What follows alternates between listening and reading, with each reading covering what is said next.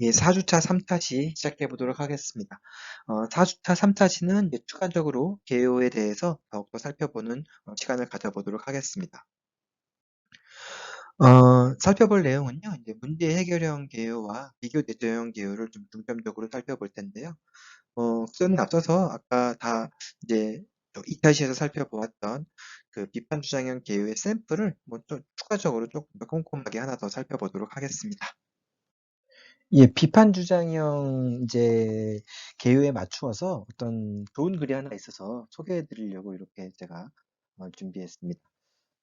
여러분들이 요거를 한번 꼼꼼하게 이제 저랑 같이 읽어보시고, 이런 형태로 이렇게 뭐 비판 주장형 개요를 적용시켜서 글을 쓰면 뭐 좀 수월하게 뭔가 여러 가지 정황들에 대한 나만의 생각들을 정리할 수 있구나. 뭐 잘못된 부분을 비판하고 뭐 서로 또 새로운 내용들을 주장할 때는 이런 포맷을 좀 따라봐야겠다라고 좀 그런 부분 좀 익혀봤으면 좋겠습니다.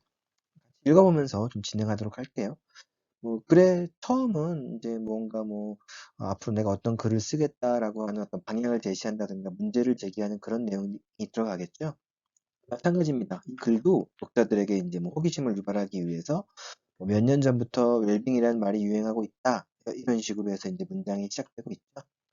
그래서 뭐 몸과 마음의 건강과 뭐 행복 추구 생활 방식을 뜻하는 이 말은 식품을 비롯해 의류, 가구 등은 물론 주택에 이르기까지 온갖 상품을 선전하는 데 쓰인다라고 해가지고요. 이렇게 지금 제가 가로친 부분은 이 앞에 있는 문장을 다시 부연 설명해 주는 거예요.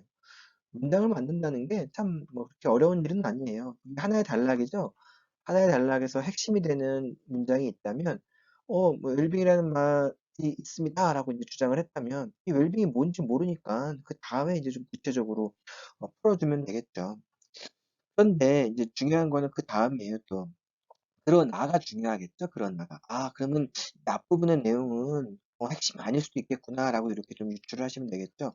그러나 이제 이 웰빙 추구가 어떤 문제가 있다는 거예요. 그래서 웰빙 추구는 오로지 사용자의 건강, 즉 웰빙을 추구하는 뭐 사람들만의 건강과 편안함만을 고려할 뿐 다른 사람이나 주변 환경, 다른 동물들, 뭐 지구 환경에 대한 배려를 거의 무시하므로 이기적일 수밖에 없다. 그러나 이유가 핵심이겠죠. 네, 그래서 이 단락의 핵심 문장은 결과적으로는 이제 웰빙을 비판하고 있는 거예요. 어떤 식으로 비판하고 있는 거냐면, 뭐, 웰빙이 사용자만의 건강과 뭐 편안함을 고려하기 때문에 다른 어떤 주변 환경이나 다른 어떤 사람들에 대해서는 무시하기 때문에 이기적이다라고 하는 것. 이게 이제 핵심이 될 수가 있겠죠. 그래서 결과적으로 이제 글의 처음 부분에서 웰빙은 뭐 부정적이니까 다른 삶의 방식에 대한 어떤 이제 호기심을 다극하는 그런 내용이 포함될 수가 있겠죠. 그래서 이제 이 때문에 우리 인류가 지구상에서 살아남고 조금 더 행복해지려면 좀 더 거시적인 새로운 삶의 방식이 필요하다. 그 새로운 삶의 방식, 이제 이걸 이야기할 거예요. 그죠? 예. 웰빙이 아니라 새로운 삶의 방식을 나는 이야기할 것이다. 라고 하는 거겠죠. 그래서, 그래, 처음 이제 분위기겠고요. 이제 그 다음에 이제 뭔가 새로운 어떤 주장들이 등장을 할 겁니다.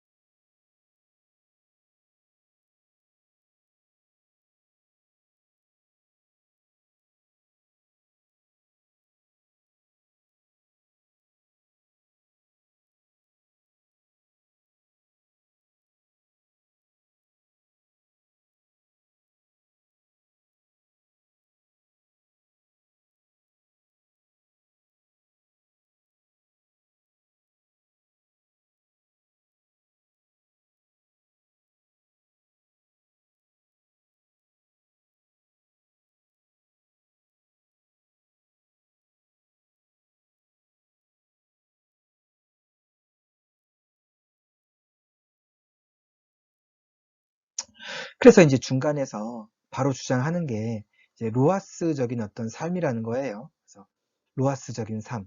로아스는 이제 본문을 보면 어떤 뜻인지 알겠지만 라이프 스타일이에요. 근데 어떤 스타일, 라이프 스타일이냐면 헬스하고 그리고 서스테이너빌러티. 그래서 지구의 미래를 생각하는 어떤 참사리 뭐 이렇게 해가지고 내추럴 마케팅 연구소가 만들어낸 어떤 그런 용어예요. 그죠? 그래서 그거의 준말이에요. 라이프스타일 오브 헬스 앤드 서스테이너빌리티. 지속적으로 무언가 어떤 건강한 삶을 살자 뭐 그런 뜻이 있겠죠. 그래서 이제 중요한 게 이 차이가 있어요. 웰빙은 이제 자신의 어떤 삶의 질을 향상시키는 거지만 그것뿐만 아니라 이웃의 웰빙, 그러니까 사람들 간의 이웃의 웰빙, 더 나아가 사람이 아니라 우리가 살고 있는 지구의 어떤 안녕과 지속성까지 생각하는 삶이 바로 지구의 미래를 생각하는 참살이. 요게 이제 로아스예요. 우리 한국말로 이렇게 굳이 이렇게 뭐 이역해서 번역하자면 그래서 로아스는 중요한 게 웰빙과 구분되는 게 나뿐만 아니라 타자, 이웃을 생각하고 인간뿐만 아니라 환경도 생각한다는 점에서 웰빙의 어떤 라이프 스타일과는 다른 이타적인 라이프 스타일이다라는 것을 기억했으면 좋겠습니다. 정의를 내린 거겠고요. 미국 내추럴 마케팅 연구소가 이제 2000년에 제시한 삶의 방식입니다. 근데 이게 뭐 본격적으로 뭐 적용되진 아직 않는 것 같아요. 뭐 서구에서 서양에서는 많이 적용되고 있지만 한국은 이제 그런 부분이 부족하니까 그런 부분을 소개하는 차원에서 이 글이 만들어진 거겠죠. 인간은 정신, 육체적 건강과 함께 환경, 사회 정의 및 지속 가능한 소비에 큰 가치를 둔다라고 하면서 인간의 어떤 특징들 중에서 특히 이제 이 로아스적인 삶의 어떤 방식은 결과적으로는 인간뿐만 아니라 나아가서 어떤 환경과 사회까지도 함께 고려하자는 것이 이 로아스의 중요 특징이라는 것을 다시 한번 부연 설명하고 있습니다. 그래서 이 로아스적인 삶이 어떤 건지 아직 눈에 잡히지 않아요. 그러니까 근데 그거와 관련해서 다른 나라는 어떤지 본론 두 번째 단락에서 이제 그 이야기를 해주고 있습니다. 독일처럼 이제 뭐 환경을 중시하는 문화가 발전된 유럽에선 예를 들고 있는 거예요. 그래서 로마스 상품이 크게 증가하고 있다. 에너지 절약과 대기 환경 개선 효과를 동시에 거두는 하이브리드 자동차가 시내를 달리고 하이브리드 자동차, 네, 우리나라도 좀 많이 요즘에 뭐 전기차, 하이브리드 자동차, 수소차가 있지만 굉장히 미약해요. 뭐 5% 점유율도 안 되는 것 같아요. 아직도 뭐 내연기관 자동차가 전체 90% 이상을 차지하고 있다고 합니다. 근데 서양은 그렇지 않아요. 이미 뭐 우리가 알고 있는 선진국이라고 하는 노르웨이나 스웨덴 이런 데는 거의 대부분이 이제 뭐 친환경 차들이라고 생각하시면 될 것 같고요. 예, 실제로 뭐 유럽의 많은 자동차 회사들은 이제 더 이상 내연기관 자동차들을 만들지 않겠다고 선언하고 있는 것 같습니다. 우리도 이제 뒤늦게 뭐 이제 좀 그런 준비들을 하고 있는 것 같아요. 그런 거예요. 저 루아스라고 하는 것은 저렇게 환경을 생각하는 큰 틀이구나. 우리가 너무 나만 생각하다 보니까 내연기관 자동차가 조금 더 저렴해요. 네, 그리고 내연기관 자동차가 뭐 조금 더 지금 현대 시스템에서는 조금 더 사용하기가 편해요. 주유소도 많고 뭐 그런 어떤 측면들이 있겠죠. 근데 이건 나 혼자만 편하다는 거겠죠. 인간 나 하나만 편하자는 거지 지구를 생각하는 건 아니고 타자를 생각하는 게 아니다라는 거겠죠. 예, 그 다음에 이제 친환경적인 유기농 농산물 매장이 증가한다. 뭐 이런 부분들. 뭐 우리도 요즘에 굉장히 많이 있더라고요. 유기농 농산물 매장들이요. 예, 그런 부분들은 이제 우리도 이제 어느 정도 단계에 올라간 것 같아요. 외모보다는 피부 건강을 지켜주는 천연 화장품을 선호하고, 그래서 뭐, 이거는 제가 정확히는 잘 모르겠지만, 천연 화장품들이 더 피부 건강을 지켜주는지 안 주는지는 전 잘 모르겠어요. 이제 여러분들이 많이 사용하니까 여러분들은 알겠지만, 뭐 조금 더 비싸다고 하더라고요. 제 와이프 말로는 천연 화장품이. 예, 하여튼 뭐 그런 것 같습니다. 패션도 자연 소재를 썼는지에 큰 의미를 부여하고 있다.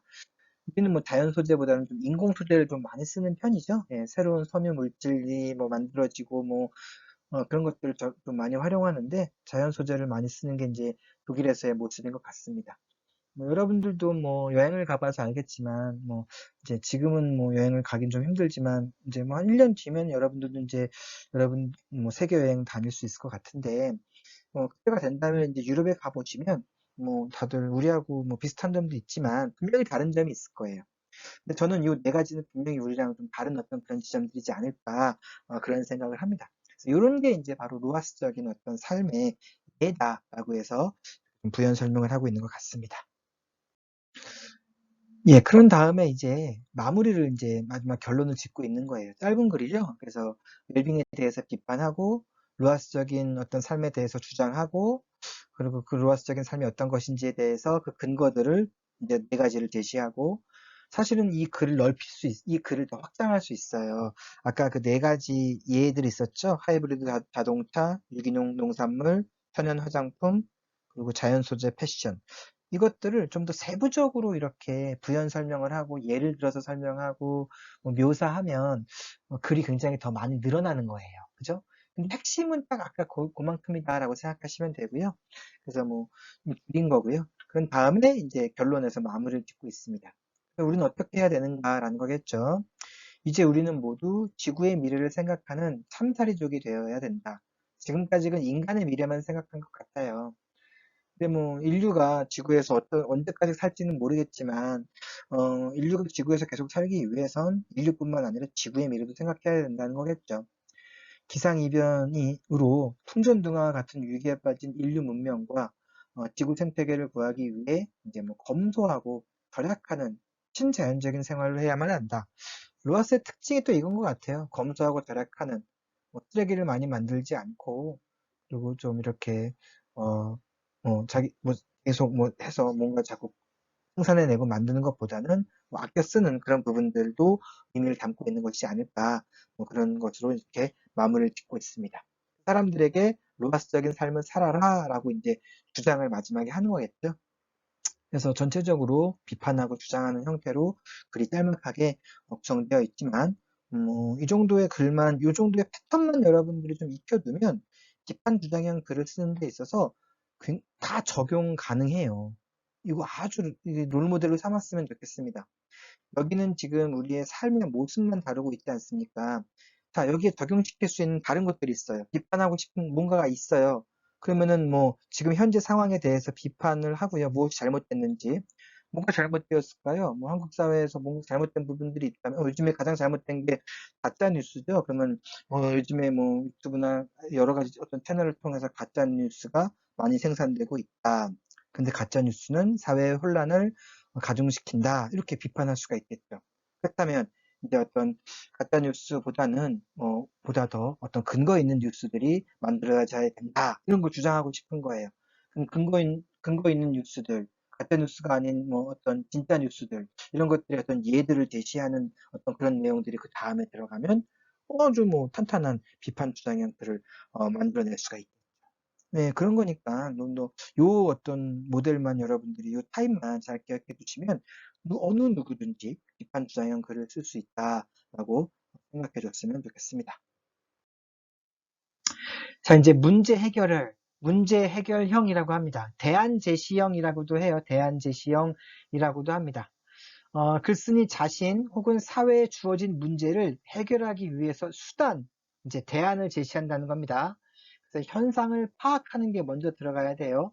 그래서 문제를 제기하고 원인을 분석한 다음에 해결책을 제시하는 겁니다. 이 역시 신문의 칼럼이나 보고서에 많이 이제 나오고 있습니다. 그래서 이제 서론 역시 마찬가지로 방향과 범위가 제시되고요. 이건 조금 아까는 이제 비판할 것을 먼저 비판하고 주장했지만 이거는 원인을 이제 분석합니다. 네, 원인을 분석하는 게 원인 1, 2가 있고요. 그런 다음에 이제 세부적인 대안들, 대안 1, 2, 3 이런 형태로 제시되는 겁니다. 마지막에 이제 결론이 들어가겠죠. 그래서 대안 제시형, 문제 해결형의 어떤 개요입니다. 역시 줄글로 되어 있고요. 문제 해결형의 어떤 개요를 작성한다면 이런 형태로 작성을 하셔야 됩니다. 먼저 주제 문장, 공동체를 위한 양심과 윤리성을 제고하고 제도를 개선하여 우리 사회의 불평등 문제를 해결해야 된다라고 하는 주제 문장을 작성했어요. 그래서 서론에서 우리나라의 상황, 어떤 불평등 문제가 있나 보죠. 그래서 첫 번째로 이제 불평등 문제와 해결책. 그래서 이게 원인이에요. 불평등 문제가 심화되고 있다. 어떤 원인과 분석을 먼저 이렇게 하는 겁니다. 2-1 중앙목에서 원인에 대해서 분석하는 게 먼저 제시가 되고요. 그 다음에 2-2에서 이렇게 해결책을 제시할 수 있어요. 법과 제도가 개선되어야 된다. 정부는 불평등 문제를 개선하도록 노력해야 된다. 라는 식으로 해서 소항목으로 해서 단락으로 나누어져서 이렇게 해결책들을 제시하고 맨 마지막에 결론으로 공동체 의식을 키워가야 된다라고 하는 주제 문장을 활용해서 결론을 짓고 있습니다. 예, 문제 해결형이라고도 하지만 또 다른 이름으로는 이제 대안 제시형이라고도 해요. 예, 문제를 해결하는 개요, 혹은 새로운 어떤 것들, 대안을 제시하는 개요. 같은 말이다라고 생각하시면 될 것 같고요. 좀 좋은 어떤 문장이 있어서 여러분들에게 좀 드리고 싶어서 이렇게 가지고 왔습니다. 그래서 한번 보시면 이제 서론은 제가 계속 강조하겠지만 앞으로도 방향을 제시하고 문제를 제기하는 그런 부분입니다. 이제 뭐 대안을 제시하는 부분이 뒷부분에 있다 하더라도 제가 무엇에 대한 문제를 제시하는지 그거를 분명히 서론에서 밝힐 필요가 있겠죠. 그래서 물의 시대가 오고 있다. 뭔가 인용한 거예요. 그죠? 아니면 물의 시대가 오고 있다. 그러니까 사람들에게 뭔가 호기심을 자극하는 그런 문장이기도 합니다. 광고 문구가 아니다. 많은 미래학자들이 공통적으로 주장하는 말이다. 그래서 어, 많은 미래학자들이 관심을 갖고 있는데 우리도 한번 이 물의 시대가 무엇인지 관심을 기울여 보자 이런 이야기겠죠. 저명 인사의 말을 인용합니다. 60년대 미국의 케네디 대통령도 물을 지배하는 국가가 21세기 초 강대국이 된다고 예언한 바 있다. 1960년대면 한참 됐죠. 거의 뭐 60년 전이지만 앞으로 이제 물이라고 하는 게 굉장히 중요하다라고 하는 것을 과거부터 관심을 기울였다는 말이겠죠. 그 저명 인사의 말을 인용함으로써 이 글이 그냥 뭐 개인적인 글이라기 하기보다는 뭔가 사회적인 관심을 기울이고 있는 그런 문제이다라는 이야기를 이렇게 하는 거겠죠. 지구상에 존재하는 물 중에서 이용할 수 있는 양은 0.01%에 불과한 것으로 알려져 있다. 굉장히 적은 거예요. 그죠? 0.01%라고 한다면. 이제 문제를 제기합니다. 그러나, 이제, 신흥개발도상국, 뭐, 한국도 포함된 거예요. 아프리카 등은 도시화와 산업화의 급진전, 그럼 뭐, 브라질의 산림이 많이 파괴되고 있다고 하겠죠. 브라질도 신흥개발도상국이니까요. 급격한 인구 증가, 거의 뭐 80억 인구인 거죠, 지금. 예, 엄청납니다. 예. 물 수요가 매우 빠르게 증가하고 있다. 미래에는 물 확보를 위한 국가 간 갈등을 예상할 수 있는 대목이다. 이게 이제 아주 심각한 문제겠죠. 물 수요가 빠르게 증가하기 때문에 그 물을 확보하기 위해서 국가 간의, 뭐 민족 간의 갈등이 벌어질 수밖에 없다라는 거예요. 그럼 그 문제를 해결하기 위해서 이제 어떤 대안책들이 마련돼야 된다는 거겠죠. 근데 이제 범위를 좁힌 거예요. 이게 여기까지는 전 지구적인 문제인데 이제 국내로 범위를 좁힌 거예요. 우리나라에는 과연 무슨 문제가 있을까라는 거겠죠. 국내라고 해서 예외는 아닐 것이다라고 해서 이제 범위를 좁혀서 국내에서의 물 갈등 문제, 국내에서의 물 수요로 인해서 발생하는 문제 이런 것들에 대한 이야기들을 이제 앞으로 진행하겠죠. 그래서 이제 서로는 이렇게 방향을 제시하고, 문제를 제기하고, 범위를 한정하는 그런 기능들이, 분명하게 이 글에는 드러나 있어요. 참 잘 쓴 글이다라고 생각하시면 될 것 같아요.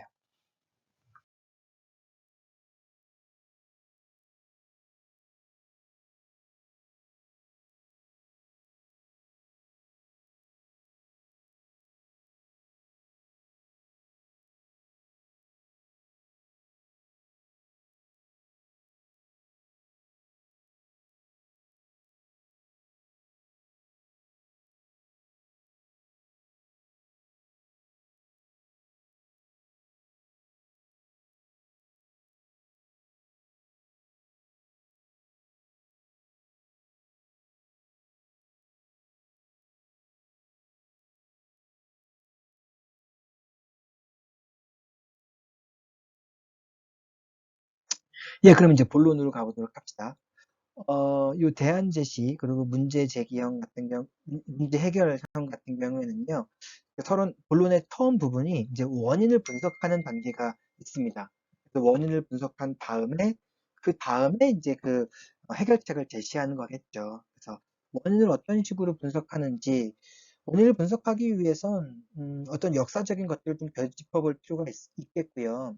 그리고 이런 어떤 이 물 부족 문제가 발생하게 된 이유들이 있을 거예요. 그것들을 좀 차근차근 이렇게 좀 증명할 필요성이 있겠죠. 그래서 우리 교재는 1960년대로 소급합니다. 1960년대에 시작된 이제 경제개발 과정에서 우리 한국 사회는 무엇보다 공업용수, 농업용수, 식수 등이 필요했다. 그 때문에 이제 다목적 댐을 이제 많이 만들었대요. 그래서 이제 뭐 대표적으로 소양강댐, 그리고 뭐 대청댐, 그리고 이제 충주댐 이런 것들이 이제 그때 많이 만들어졌습니다. 대표적인 것이 이제 강원도에 있는 소양강댐이다. 용수 공급, 홍수 조절, 그리고 수질 개선은 하천 관리의 커다란 어떤 축이었으면 소양강 댐은 그 중심에 있었다라고 할 수가 있겠죠. 이 과정에서 댐 주변이 이제 문제가 발생합니다. 각종 규제에 묶여서 개발이 어려웠고 다른 지역에 비해 상대적으로 낙후된 지역이 된 것도 사실이다. 이게 무슨 말이냐면 여기 이제 한강이에요. 한강이 흘러가면 여기가 이제 서울이고요. 이쪽에 춘천이 있어요. 그럼 이 춘천에 여기 이제 소양강 댐이 이렇게 딱 막고 있어요. 그죠? 그래서 이제 물을 이렇게 잘 모아놨다가 소양강 댐을 딱 방류를 합니다. 이제 여기서 물이 만나요. 여기 남한강에서 충주댐에서도 물 방류합니다. 여기 이렇게 방류하죠. 이 물이 만나서 이제 서울로 들어가는 거예요. 그러면 여기 서울 사람들은 이제 요 즈음에서 상수도 이제 이제 수도 공사가 있어요.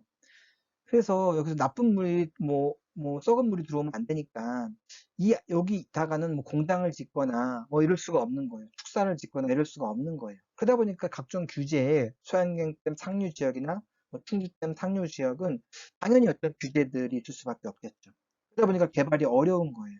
상대적으로 낙후되는 거예요. 그죠? 네. 그러니까 이런 이유로 이제 원인을 분석한 거죠. 이렇게 이런 이유로 이제 소양강댐 주변에 위치한 주민들의 불만이 계속 고조되는 거예요. 왜 우리가 피해를 받아야 되냐라는 거겠죠. 그래서 지자체와 중앙정부, 요상 춘천에 있는 지자체와 중앙정부, 그리고 지자체와 이제 뭐 수자원 공사 간에 크고 작은 갈등이 끊임없이 발생하고 있는 거예요. 그래서 정부도 댐 주변 지역을 지원하기 위한 이제 사업을 지속적으로 추진하고 있지만 여전히 지역 주민들의 마음을 달래는 데는 이제 한계가 있어 보인다라고 하면서 우리의 어떤 물 부족 문제를 해결하기 위해서 저렇게 댐을 만들었는데 그것이 이제 오히려 이 상류 지역에 사는 사람들의 어떤 불만을 고조시켰다라고 하는 어떤 문제점에 대해서 어떤 원인 분석들을 하고 있는 거겠죠. 이렇게 원인 분석을 한 다음에 그럼 어떻게 이 문제를 해결할까? 어떻게 문제를 해결해야 될까요? 뭐 이제 어떤 대안들을 제시하는 겁니다. 문제 해결 전략들을 제시하는 겁니다. 물론 2에서는요. 그죠? 그 문제 해결 전략들은 뭐 한 두세 가지가 있을 수가 있겠죠. 그것들은 이제 제시될 겁니다. 그래서 첫 번째 대안 제시입니다. 언제까지 이런 갈등을 가지고 갈 것인지 답답한 마음이다. 그래서 갈등을 풀어가기 위한 몇 가지 대안을 제시해 보고자 한다. 이 문장도 여러분들 좀 적극적으로 활용했으면 좋겠어요. 어떤 갈등들이 있고 문제가 있다면 언제까지 이런 문제를 가지고 갈 것인지 답답하다. 그래서 이런 갈등과 문제를 풀어가기 위한 몇 가지 대안들을 내가 직접 제시해 보겠다. 이렇게 하면 되겠죠. 그래서 이 다음부터는 나열형하고 똑같아요. 첫째, 둘째, 마지막으로. 예, 똑같죠? 그래서 이렇게 나열하는 거예요. 아, 그럼 대안 제시형에는 저 나열형이 들어가 있는 거구나라고 생각을 하시면 되는 거예요. 그죠? 예. 첫째로 이제 소양강댐을 비롯한 대형댐이 갖고 있는 자원을 최대한 활용해 부가가치를 만들어내고 그 부가가치가 다시 댐에 투자되는 선순환 구조를 만들어야 한다. 이게 중심 문장이에요. 이 단락에. 그죠? 이게 무슨 말인지 모르니까 이런 것을 직접 이제 추천에 옮긴 미국의 경우를 예로 들어서 설명하는 거예요.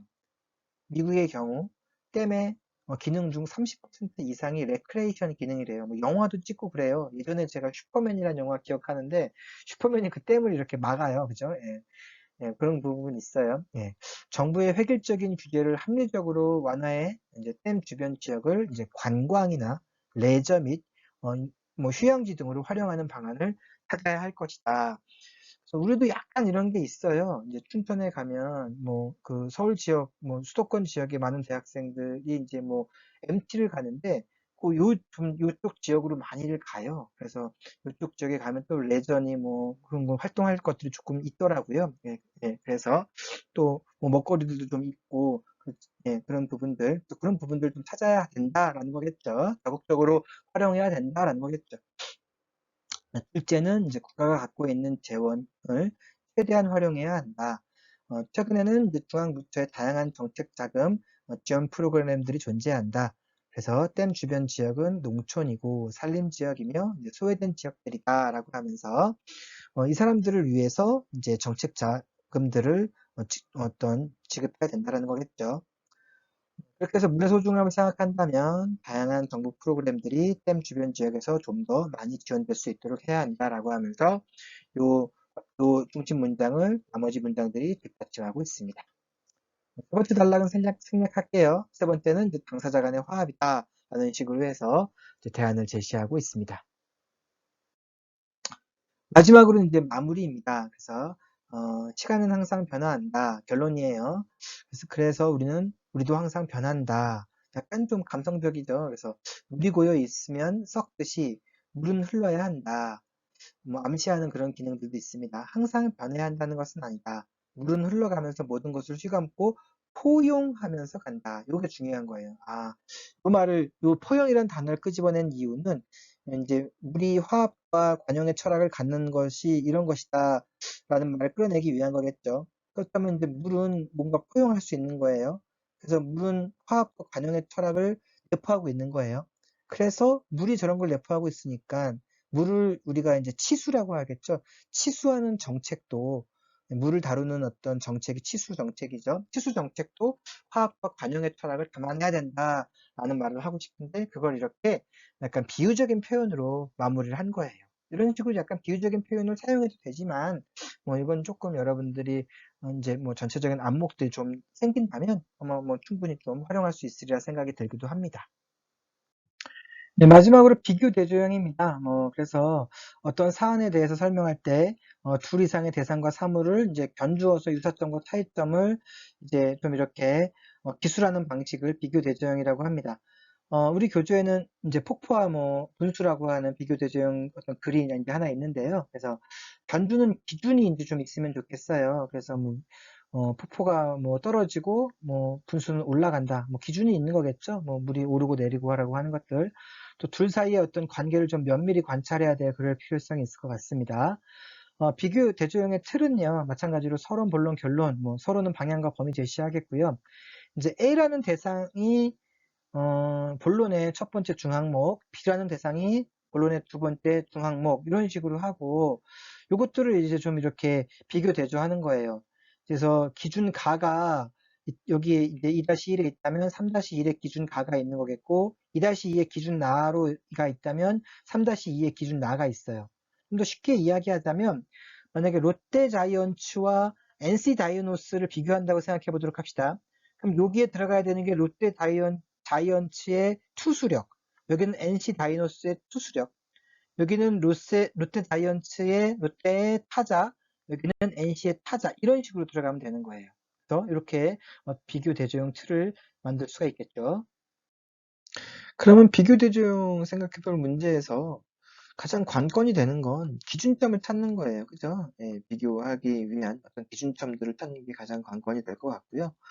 뭐 이건 따로 뭐 정하지 않아도 여러분들이 쉽게 뭐 비교 대조할 수 있을 겁니다. 나와 다른 사람의 비교를 해볼 수가 있겠죠.